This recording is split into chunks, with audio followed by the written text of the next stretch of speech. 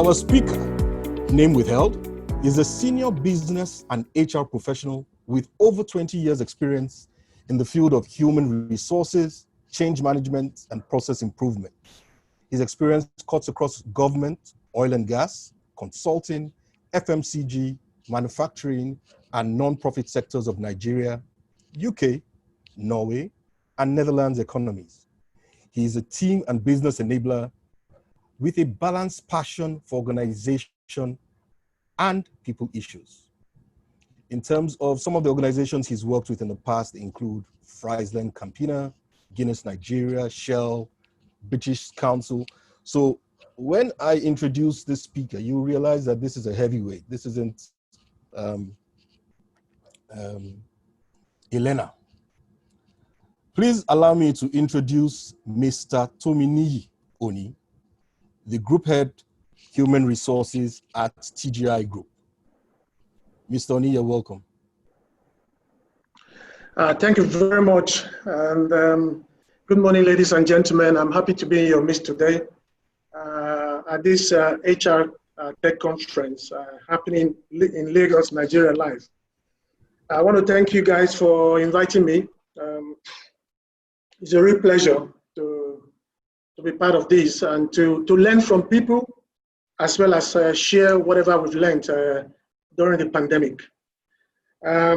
So I'll just briefly like to share my screen and just start the discussion.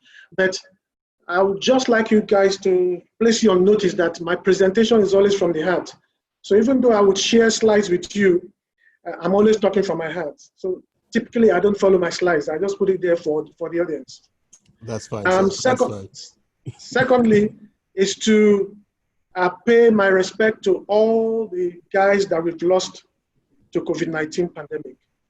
I don't know what the numbers are as of today, but it's a lot of people really all over the world. So I just pray that their souls will rest in perfect peace. For those who are still going through the challenge, they are in the isolation wards or in quarantine wards, I also pray that they get relief and they get healing on time and they come back to join the living. But be that as it may, the world must go on. So I'd like to share my screen and then I can speak to them. All right, sir. Yeah. So audience, participants, if you have any questions, there's a separate box called the Q&A. You can drop your questions there in the course of the presentation. And if you're just dropping chats, for example, Kemi Onobanjo, who just sent a happy birthday greeting to Mr. Tominiyi Oni. Wow. Mr. Oni, you have been discovered. Thank you very much for that comment. If you have questions, they are going to come up in the session later on. Please drop it in the Q&A section. So at the end of his presentation, he'll be able to take those questions. So over to you, sir. Okay. So thank you very much.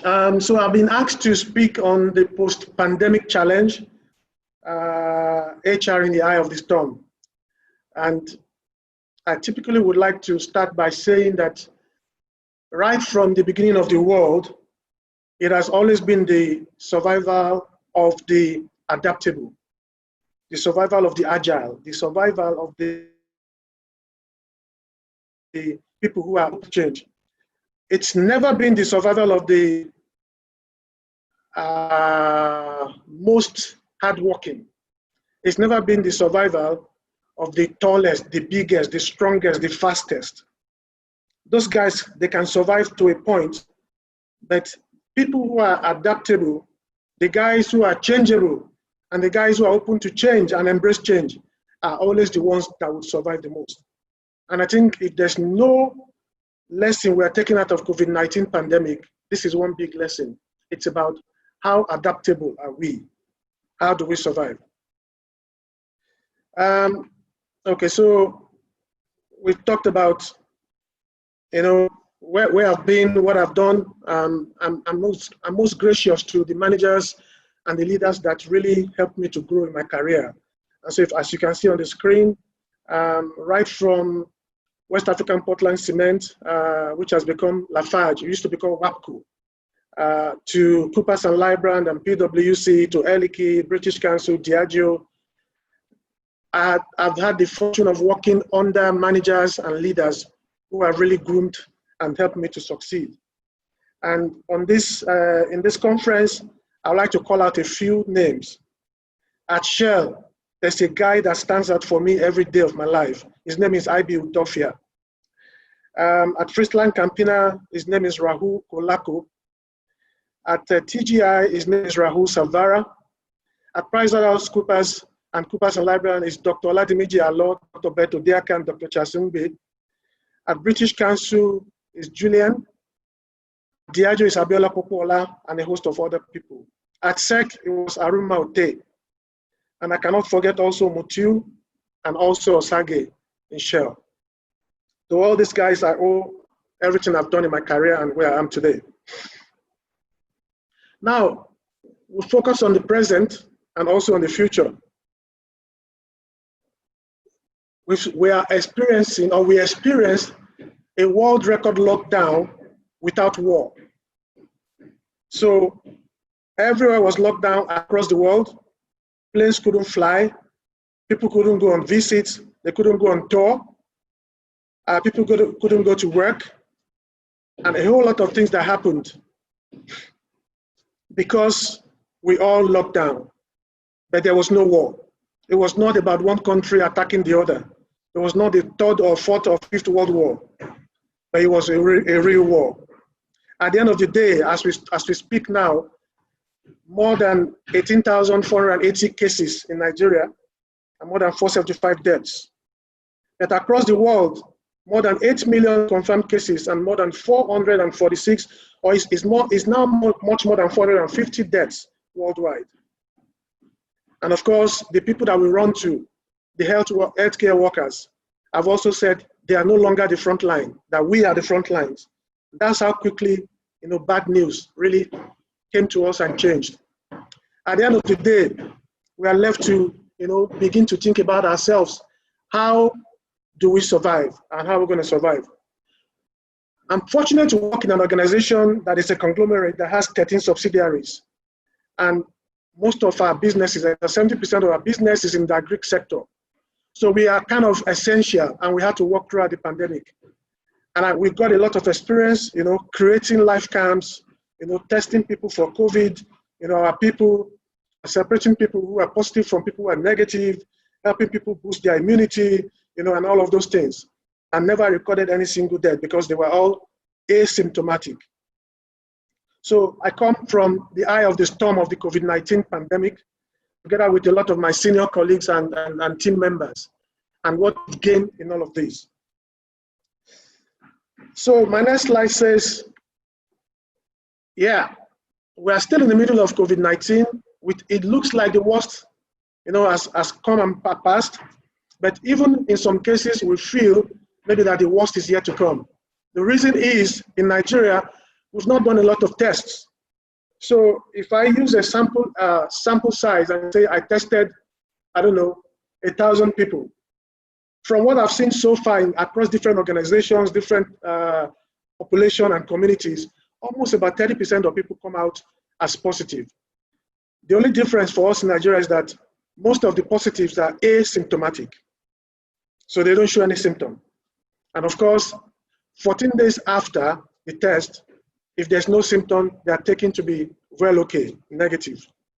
But all we learned through this period is that even the WHO was learning.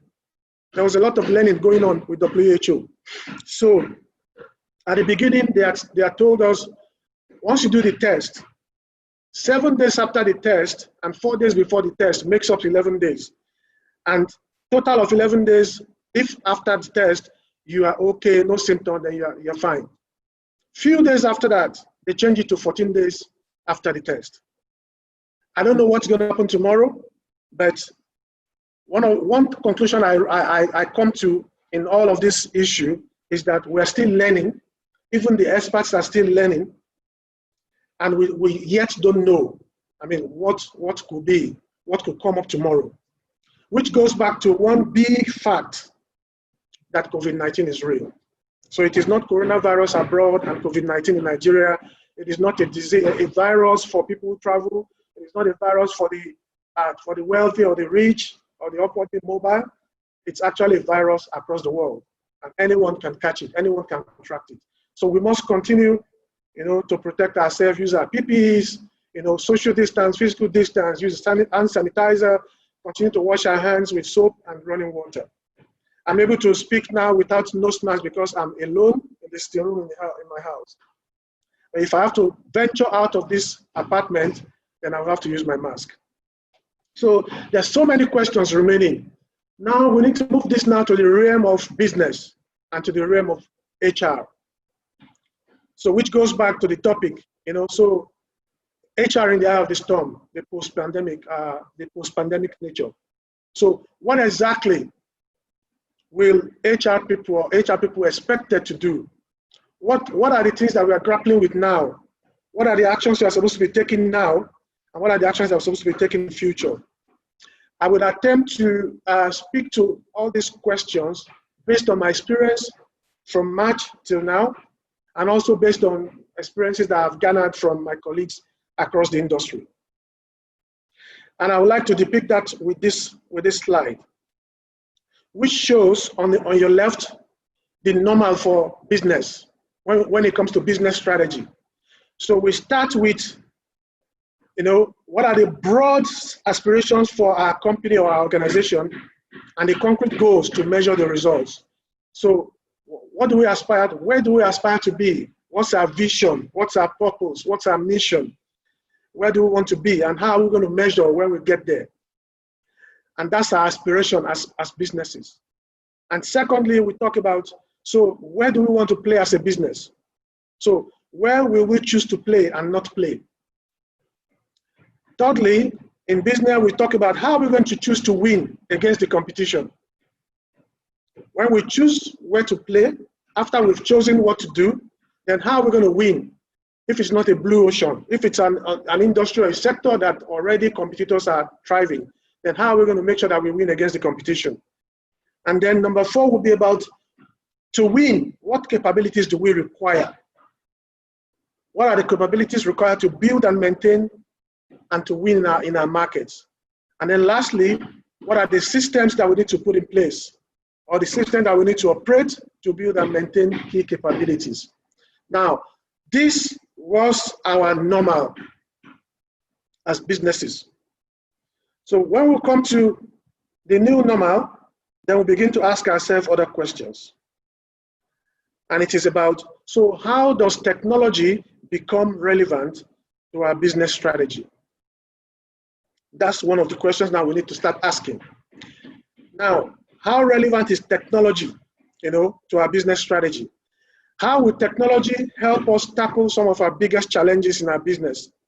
Now, how adaptable are we as a business? How do we foresee crisis? How do we react to crisis? How do we bounce back from crisis? This is the new normal for businesses. So our normal has not gone away. What has happened is that the new normal has been placed on top of our normal. So we will continue to look at our business strategy and review. We will continue to talk about how we're going to win, against competition. We will continue to decide where to play and where not to play. We'll continue to talk about capabilities that we need in our business as teams, as a business, as a team, and as individuals.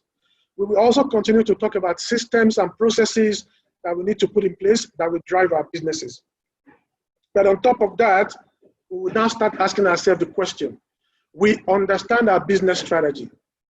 How will technology become relevant to that strategy? We understand where we want to play, how we want to win, but how will technology help us tackle the biggest challenges that we face? We understand that there's crisis, and then there might just be crisis in future. We don't know when the next one will happen, but how do we begin to build that resilience in our business to the extent that we can foresee crisis, we can manage crisis and react to it, and we can bounce back from crisis? This is the new normal now for business and business strategy. And then we move on to HR.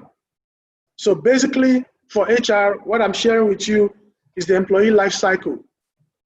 So we talk about, how do people join our organizations? All the things that happen before they join, all the vacancies, all the assessments, all the interviews, all the presentations, how we select, how we make the offer, that's the beginning of how people join us. And we say that continues, and that will continue to happen. But of course, there's going to be a lot of changes just due to what has happened, due to the pandemic and what we've learned from that. And I'm going to pick, each of the employee life cycle one by one and share with you my sense of how things will change, or how things have started changing and will continue to change. But also ask that question, in your own businesses, how do you think things will change? So we start with, recruitment, selection. So basically in the normal for HR, the question we would always ask is, how do I hire the right talent? That will always be the question. How do I hire the right talent? Maybe I can put it on, yeah. So how do I hire the right talent will be the question. Has always been the question when it comes to recruitment and selection. And that takes us to, so how am I going to advertise? How am I going to make sure that I'm getting the right candidates to come through interview and assessment? What are the right questions for me to set to make sure that, I am able to determine based on the responses of candidates, if they are the right people. What kind of case studies am I going to start building, to test for this, to test for that? And one example I can share is that going forward, based on our experiences with COVID-19 pandemic, one of the essential attributes and competencies we need to start testing for is curiosity in candidates. Because I can tell you for nothing that when this pandemic started, since November last year, many people didn't take it serious, and we did not really think that it was going to come to our doorsteps. I remember that I traveled to Paris in February, and there were only a few people who were using masks. It was not an issue. We had a CHRO roundtable with Bain & Co. in Paris, and there were CHROs across the world in that room, in that big room. And even though we talked about it, it didn't appear that it was going to take a life of its own, like it did just a few months after. So we need candidates, we need people in our organizations who are, constantly, persistently, consistently curious about their work, about their task, about their jobs, about the strategy of the business, and they're asking the questions, what if? So that is one of the things we need to do for recruitment. That will change, that will become the new normal. Secondly, we make offers. What we discovered, or what we learned during the pandemic, was that there were people who were going to join our organization in April.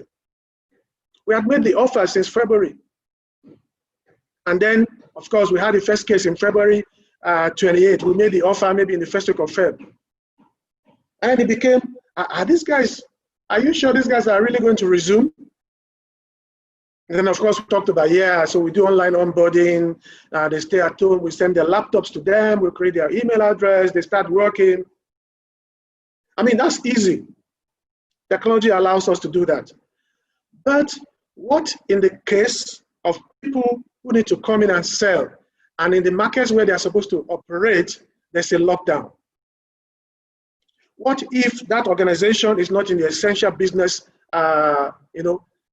titled essential businesses that government allowed to do business during the lockdown? Now, will someone have come in, onboarded, stay on the job, April and May, not doing any work, but will earn salaries? Yes, of course, from our very soft heart, yes, we will do that because it's a contract and we need to abide by the contract. But as businessmen, it becomes a challenge. So what did we do in our own case? We had to sit down with law firms. We sat down with our own in-house lawyers and also then had webinars with law firms. I think minimum of 3 law firms. And the outcome of that, I mean, many outcomes really, but one of the outcomes that affected the way we make offers is that we've now inserted a paragraph in our letter of offer or offer contract that, captures what could happen in a force majeure, when you have a natural disaster breaking out. And so we've said that, look, either side, can decide to vary the assumption date in this offer on the basis of X, Y, Z. And we enumerated, those conditions, the kind of things that could happen that would force us to say, you know what, we need to delay the assumption. That's one of the things we learned. Before COVID-19, I guess nobody had that in their letter of offer. So it's one of the learnings, what we learned during COVID-19 and what we have put into practice. Now that also led us to develop a policy that captures, what we will do if there's a breakout of war, if there's a breakout of epidemic, of disaster, of diseases, how we will operate, from the office, the benefits that will be in place, the benefits that may be varied, a whole lot of things. So that policy is now in place in black and white.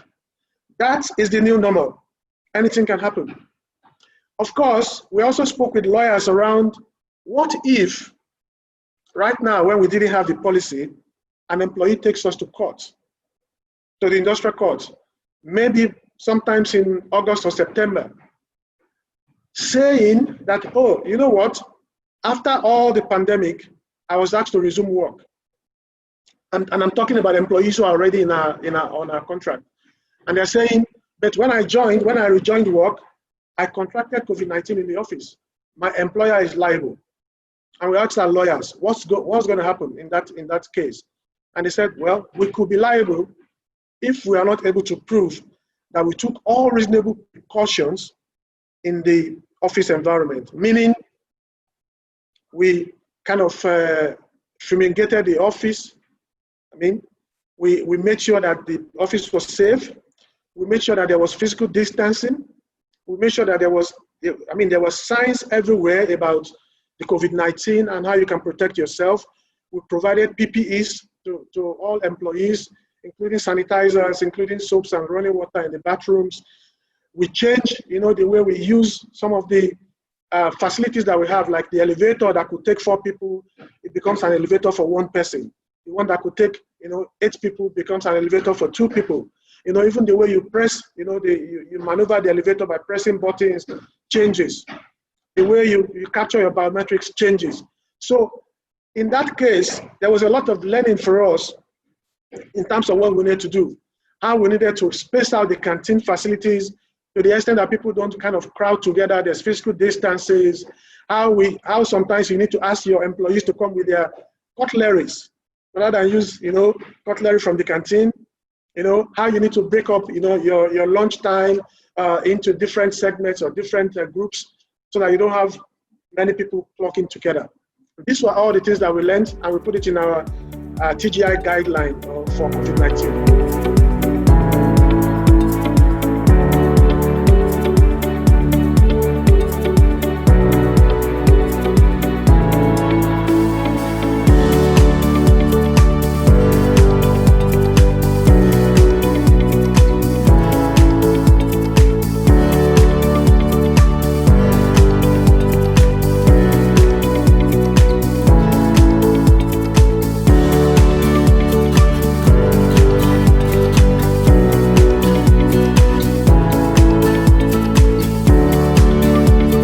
I moved from recruitment and selection life cycle, part of the life cycle, to how do we perform and reward people? Now we're talking about HR in the eye of the storm as an outcome of the COVID-19 pandemic. And of course, the basic question will never go away when it comes to performance and reward for HR. It's going to be about how do we get the maximum value from the diversity of our workforce. So how is our comp and bench structured? How do we pay? When do we pay? How many times do we pay? What do we pay for? What are the benefits? What are the allowances? What does the basic salary stand for? That is the normal. Now the new normal is about looking at that structure again and saying the way we envisage our workforce working now, with majority working from home, Now, even in the new normal, with people working from home, maybe the age they're working from home, people who have underlying health issues work from home, maybe nursing mothers work from home, maybe heavily pregnant ladies work from home, maybe, people who don't have their means of transport and are not able to join colleagues work from home. How are you now going to restructure, your comp and ben? Now, our employees are working from home. How do they pay for data? How do they pay for energy? Because again, we're in a country where we know that our power distribution is problematic.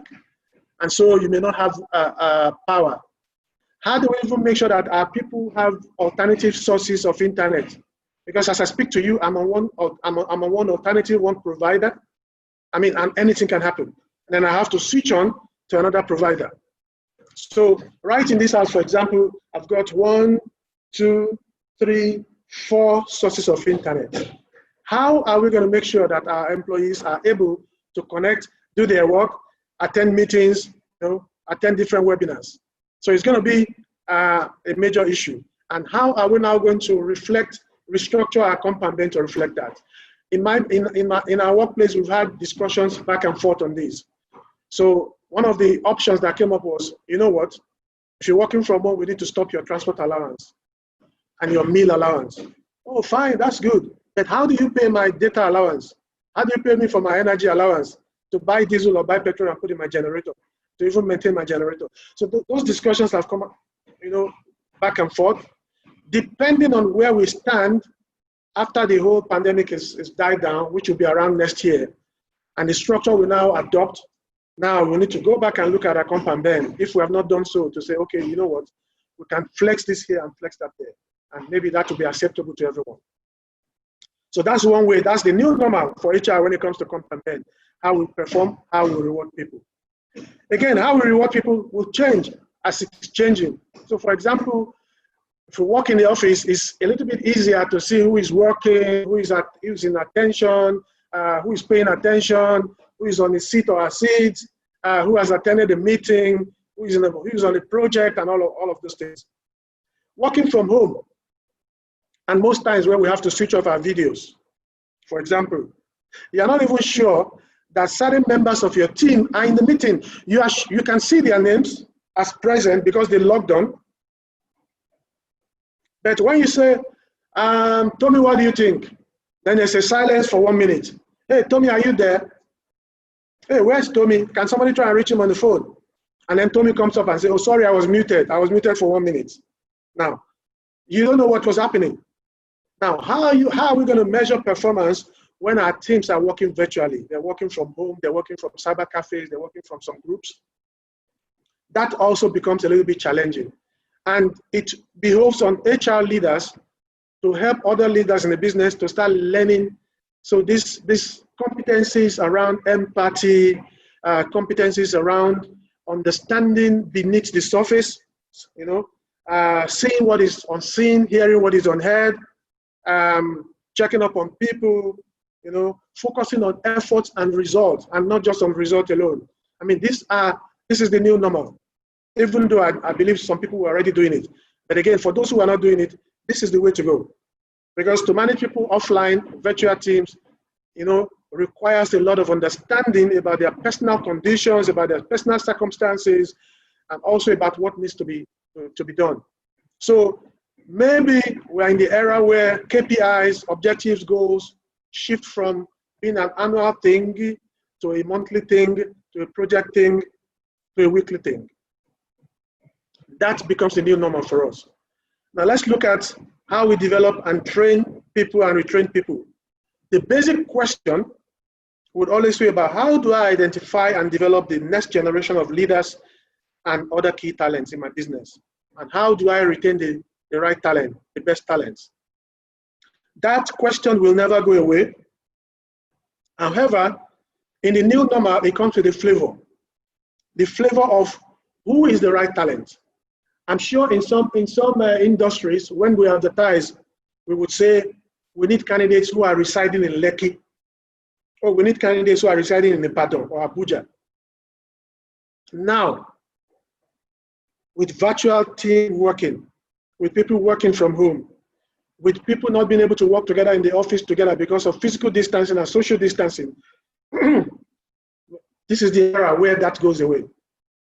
Because then you can say, you could actually sit in Port Harcourt and work from an organization with head office in Abuja. All we need is, the meeting times, you attend the meetings online, you have a project, you have KPIs, you have your goals and objectives, and you're able to do that. And you and your line manager or team members are interfacing with each other every day, every other day, based on the work you're doing. Excuse me. So this becomes a new normal, and it will not matter where you stay. Of course, for some roles, like driver, you cannot stay in Port Harcourt and work in Lagos if you have to drive somebody. So that is different. So some roles will remain that way until we begin to have the driverless vehicles. But if it's about picking up stuffs and dropping with customers, like delivery service, online shopping and delivery, then of course the time is also coming when the drones will do that for us. So a lot of things are going to happen in the new normal. Then we move on to deployment and redeployment of people within our organization in the employee life cycle.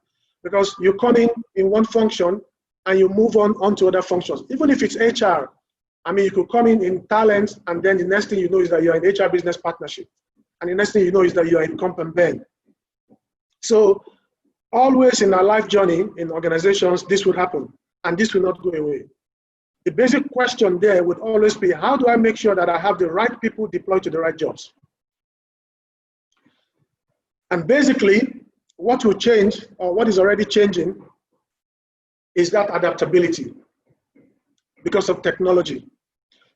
So if my role is changing, for example, because of technology, then we need to be thinking about it and say, how am I going to help my people update their skills in the post-pandemic period?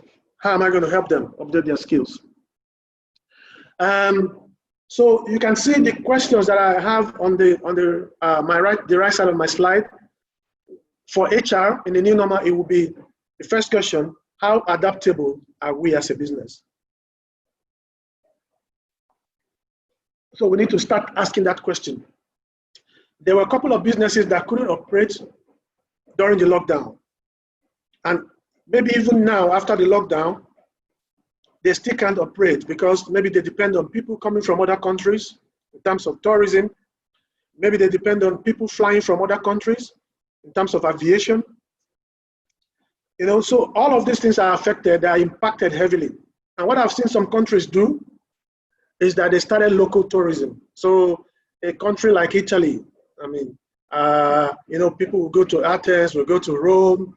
A country like Spain, people want to, especially in summer, you want to visit Madrid, you want to visit Barcelona, it's sunny, But again, you can't go because there's no flight, or there are no flights.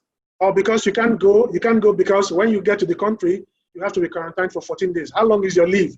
How long is your vacation? 2 weeks. And you spend that vacation in quarantine. So that's not going to happen. So some countries are now encouraging local tourism. So they're asking, so like in Nigeria now, you say, hey guys, how much of Nigeria do you know? We know you know the UK. We know you know the US. You know Canada. You know Australia. You even know Ghana more than Nigeria. This is the time now to begin to tour Nigeria. Of course, in Nigeria, we still have the border closures. As soon as those are lifted, it would be nice to check out what goes on in Uyo and Akwa Ibom, what's in Calabar, what's in Taraba, what's in Ibadan. And some countries are beginning to do this. So how adaptable are we? I had some guys who accosted me before COVID-19 pandemic broke out in Nigeria, and they were asking, what else can we do as a business? I think they're in the oil and gas industry. And they were saying, look, if the price of oil continues to go south, and this big fight between US and Iran continues, and Saudi Arabia begins to look inwards to other things, what do you think we can do? In terms of being adaptable becoming diverse. And I remember that our discussion went on to, what do you have that you can multiply? So you are already in the chemical industry, because, I mean, it's petrochemical that you're dealing with. So what other things can you do in the chemical industry? What things can you move on to do with what you have is what we continue to start asking, the question we need to start asking ourselves. So I remember at that time, the guys were talking about, what about natural gas? What about clean energy?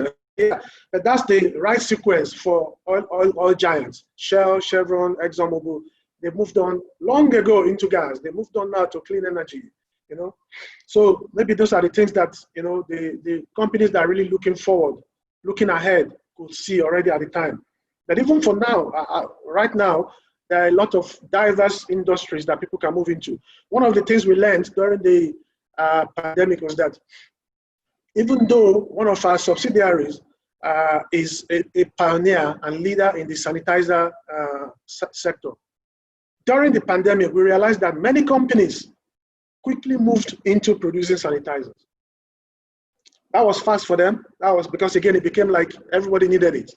So in the same vein, what else can our businesses do? We need to start challenging our business leaders to think that way. As HR leaders, we need to challenge our colleagues on the management team to say, what else can we do? In case this becomes worse, what else can we do as a business? Now, what about technology helping us to solve our biggest people challenges? And I was sharing at another webinar, I think yesterday or day before yesterday. One company during the lockdown decided to develop an app where they can take orders from their retailers. So typically, before COVID-19, they focused on their key business partners, their distributors. So they have, all the retinue of sales staff from RDM to ASM to RSM to GMs and all of that. And the focus was on selling to key distributors. And then they have other teams that do the sellout to retail or to wholesalers and retail. But these guys have to be there physically. They have to continue. They have to go to retailers, face to face to talk.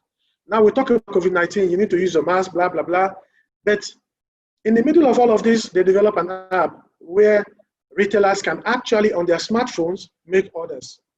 And order for 1 carton, 10 cartons, 50 cartons of products there and there. Now that's one way of becoming adaptable as a business.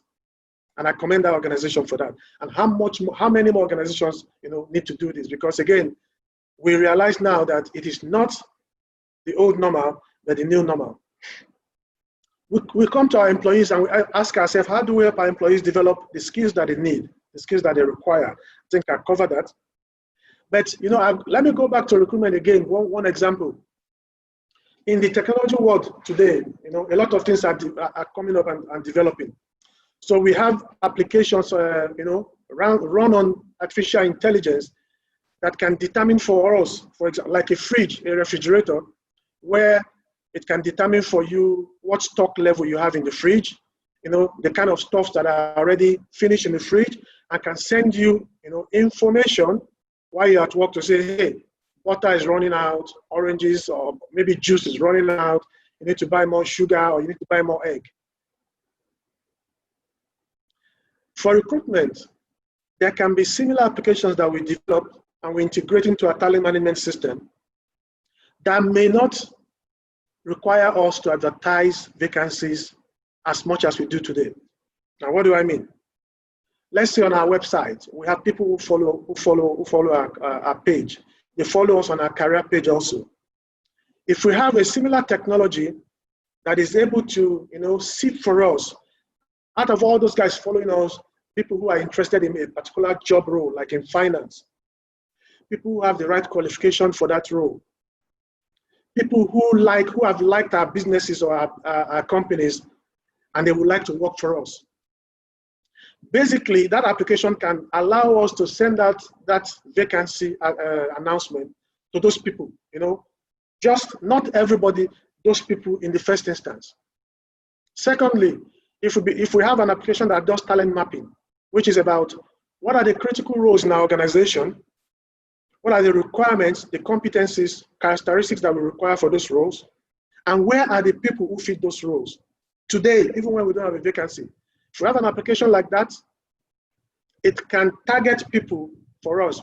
It can target for us, for example, if I'm looking for a finance controller, it can help me target the top 10 finance controller candidates in a particular geography. That makes my job easier because then I can continue to then keep those guys warm. I send them my company newsletter, I engage them, I wish them happy birthday on their birthdays, I get to know a lot of things about them. And then suddenly COVID-19 happens and I lose somebody. Or COVID-19 happens and an expatriate decides to relocate and say, I can't stay here again. It doesn't take me 60 days cycle time to fill that role because I already, based on that application, have the top 10 guys that I can invite to an interview, that I know their background, and I can tailor even our assessment to suit them. And we can continue, and we can clearly just come to a conclusion with the top 3 candidates or top 2 who can see other executives and will take our decision. And the likelihood that they would accept the offer would then be higher because these are people that our application, the artificial intelligence has been able to help us map who have an interest in working for us, who have the right competencies, they have the skills, they have the knowledge, and they are people that love us. So this is a kind of area that artificial intelligence is taking us to, and that will help us if we bring it into HR. One big question now, before I start checking questions, is around how do we, develop our people to the extent that they have the edge. And when I talk about the edge, it's about the ability of people to bounce back from disappointments. Right now, one of the issues that we are facing is mental health. It's also about, distrust from employees and doubt in their minds about whether they still have a job, or they don't have a job, whether they are going to cut their salaries or will not cut their salaries. I know many multinationals have said, April, May, June, we're not going to touch salaries, we're not going to, retrench. But after June, we don't know what will happen. And many of these guys get to know this discussion. So a whole lot of people are like, in their minds now thinking, what's going to happen to me? How much do I have in my savings? How do I get another job? All that question is going on. And for HR, that is where, again, our counseling competencies come into place. Our empathy comes into place and comes to play. And sometimes it's not us who needs to play that role, but maybe we outsource to an organization, maybe one of our HMOs or other specialized organizations, clinical psychologists or counseling psychologists who can help us do this. So these are areas, that as HR will be focusing on in the new normal. A lot of doubts, a lot of mental stress. And people even work from home. My wife happens to be a healthcare professional of about 30 years experience. In this lockdown, she's had to go to work almost every day. And immediately the lockdown happened in Nigeria, in Lagos, the cases they started having were domestic violence cases. These were cases of, co-tenants, people who live together in the same complex, who never saw each other unless maybe on Sundays in the past, who now see each other every day. Now, the level of noise coming from my neighbor's apartment when he plays his music is now very annoying to me because I'm in a webinar. Or even as I speak to you, the apartment below me here in Ikoyi is undergoing renovation. And so there are some noises that come like banging on the wall, changing tiles. Now, if I was not at home, it will not get to me. Now, what I learned from my wife was a lot of people, a lot of cases were coming to the hospitals where people were, being violent to each other. How do we then help our employees as they work from home? They get disturbed, by other people who live in their premises, in their compounds, what goes on around them. So how are we going to make sure that people are able to focus on their work, even while they work from home? These are the new challenges coming up in the new normal that we as HR leaders will need, to help our people to navigate. So I'd like to stop here a bit and to check whether there are questions. Femi, if you could. Right here, sir. Yeah. Thank you very much for delivering heavily on that topic. We are running very short of time, so we might have to just pick one or two questions. So there's an interesting question from Mokwa Ayam, which says, how would you advise we treat staff annual leave/vacation during this period? Staff take their vacations to travel, etc. Is it right to force staff to proceed on their annual leave at this period when there is even no interstate movement? Yeah, thank you for that question. I mean, these are questions I have asked lawyers in March because we saw all of that coming up. Now, there is no right or wrong answer here. Mm-hmm. But first is that we need to, abide by our letters of offer, by our contracts that we have with employees. And in that offer, if you go check your employment contract, it says that you're entitled to annual leave. It tells you how many days you're entitled to, and it tells you how much you're entitled to as leave allowance. So if we're going to vary any part of that contract, it cannot be done willy-nilly. It cannot be done just by you sitting down in your office and saying, we are the MD and the HR director, we're going to do this. We will have to discuss with the employees, put them in our shoes, put ourselves in their shoes, and come to an agreement. And hopefully you pray that they agree. So in my case, for example, the discussion with my team was about, guys, the company is doing a lot for us. This is now the time for us to ask, what can we do for our company? So for example, salaries are being paid in full, despite the fact that we're working from home or we're not working at all. So what do we want to use to pay back the company? It's time now to pay back. And part of that could be our leave days. So many companies that ended up, converting 50% of the leave days of the employees, they did that. But I hope that they did that in consultation with their employees. So it can be done, but you can't do it willy-nilly. I think that's my final answer. All right, thank you very much. I would like to apologize to Dunke. You had sent in a very interesting question. It's a bit long, and there are a couple of other questions, but we have run out of time in this session. The next session will be starting in about 10 minutes, and we're going to use this same platform to transit to that platform. Mr. Oni, thank you very much for gracing us with your presence. Thank you very much for delivering heavily on this topic. Some of the key takeaways, we need to relook at what our candidate success profile is in terms of what kind of skills should we be looking at, even at the recruitment stage, what kind of skills should we be equipping our employees with to make them more effective in a working from home scenario and all that.